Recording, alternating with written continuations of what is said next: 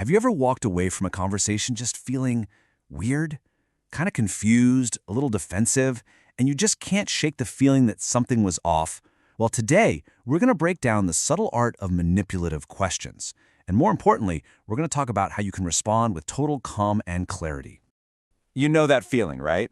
It's that gut instinct, that little alarm bell that goes off in your head during a conversation. On the surface, the words sound perfectly fine, maybe even innocent, but something inside of you just knows you've been put on the spot, and you can't quite figure out how you got there. So let's get really clear about what we're talking about. These aren't genuine questions. They're not born from curiosity. They are essentially tools. They're designed to control the flow of the conversation, to shift blame, create self-doubt, and ultimately to just shut down any real honest discussion. All right, let's dive right in. We're going to start with maybe the most common trap of them all, the blame shift.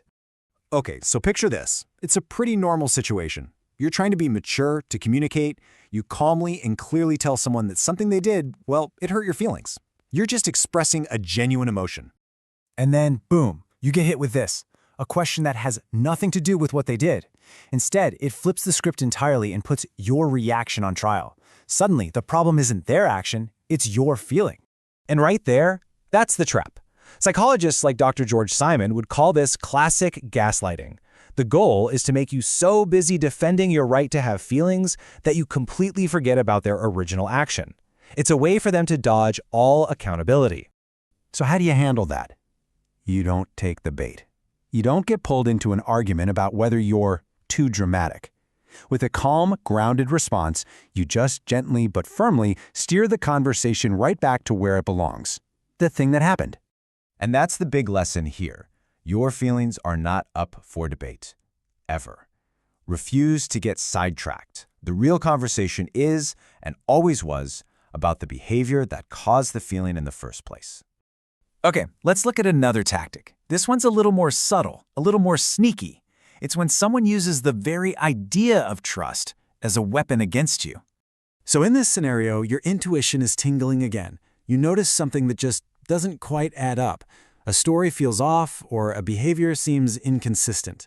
And you're just trying to get some clarity, which, by the way, is a totally healthy thing to do. And there it is. That question is like an emotional grenade tossed right into the conversation. It's designed to make you feel instant guilt, to make you feel like a bad person just for asking. Let's pause and see what's happening. This is basically emotional blackmail. It creates this impossible choice for you. Either you drop your totally valid concern to prove you're loyal, or you keep asking questions and get labeled as the one who's damaging the relationship. It's a shutdown tactic, plain and simple. But a calm response doesn't fall into that trap. It actually states a much deeper truth. Trust isn't a free pass to avoid questions. Trust is something that's built and maintained by actions, by transparency, by consistency. And this really gets to the heart of it, doesn't it? Someone who is genuinely trustworthy usually welcomes questions because they lead to more understanding. They don't need to use the word trust to silence you because their actions are already doing the talking. Okay, so what happens when a manipulator feels like they're losing control? When they feel cornered? Well, often they'll pull out a tool designed to just end the conversation completely. This one is so tricky. It sounds like they're trying to help, right? Like they're ready to make things right. But it's actually a form of passive surrender. It's a way to end the discussion without taking any real responsibility. So here's the trap. They're asking you to write them a script for an apology. They want you to do all the hard work of figuring out what they should say so they can just repeat the words and move on. As researcher Dr. Brené Brown talks about, this is the total opposite of the vulnerability it takes to truly reflect and be accountable. A clear response just sidesteps that trap entirely. It makes it clear that you're not looking for a performance. You're not looking for magic words. What you're looking for is real, genuine understanding. And this is such a powerful takeaway. A real resolution takes effort, their effort. It's not your job to teach someone else how to be sorry. They have to do that work themselves. So, after looking at all these tactics, how do we pull it all together? How do we build a simple mental framework to protect our peace of mind when we find ourselves in these situations? Well, first, it really helps to remember that you're basically playing two different games. The manipulator's goal is to create confusion, to maintain control, and to avoid taking responsibility. Your goal is the exact opposite. You want clarity, you want peace, and you want a real resolution. So, here's your guide. A simple 3-step process. Step 1. Recognize the trap.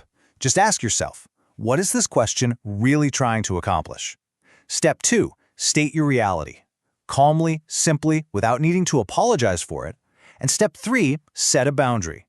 That might mean refocusing the conversation, or it might mean deciding, you know what, this isn't productive, and just walking away. And here's one last thing to hold on to, and it's really important. Research shows that lying, or maintaining a false story, is incredibly hard work for the brain. It takes up a ton of mental energy. So when you see someone being super defensive and evasive, trust your gut. It's probably not a sign that you're being paranoid, it's a sign that they are exhausted from the effort of avoiding the truth. And that really brings us to the most empowering idea of all. Your goal is not to win the argument. It's not to force them to see your side of things. You can't control other people. Your only job, your only goal is to stay grounded in your own reality, to protect your own peace, calmly, and without ever feeling like you need to apologize for it.